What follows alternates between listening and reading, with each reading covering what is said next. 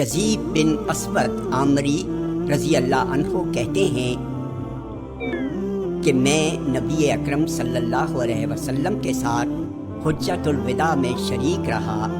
میں نے آپ کے ساتھ مسجد خیف میں فجر پڑھی۔ جب آپ نے نماز پوری کر لی اور ہماری طرف مڑے تو کیا دیکھتے ہیں کہ لوگوں کے آخر میں سب سے پیچھے 2 آدمی ہیں جنہوں نے آپ کے ساتھ نماز نہیں پڑھی۔ آپ نے فرمایا انہیں میرے پاس لاؤ۔ وہ لائے گئے۔ ان کے مونڈے ڈر سے پھڑک رہے تھے۔ آپ نے پوچھا تم دونوں نے ہمارے ساتھ نماز کیوں نہیں پڑھی؟ انہوں نے عرض کیا اللہ کے رسول، ہم نے اپنے ڈیروں میں نماز پڑھ لی تھی۔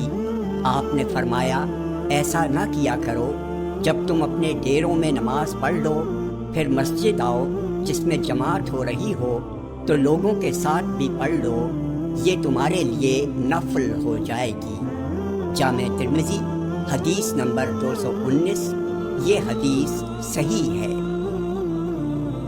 انس بن مالک رضی اللہ عنہ کہتے ہیں کہ نبی اکرم صلی اللہ علیہ وسلم پر معراج کی رات 50 نمازیں فرض کی گئیں، پھر کم کی گئیں، یہاں تک کہ کم کرتے کرتے 5 کر دی گئیں۔ پھر پکار کر کہا گیا اے محمد، میری بات اٹل ہے، تمہیں ان 5 نمازوں کا ثواب 50 کے برابر ملے گا۔ جامع ترمذی حدیث نمبر 213۔ یہ حدیث صحیح ہے۔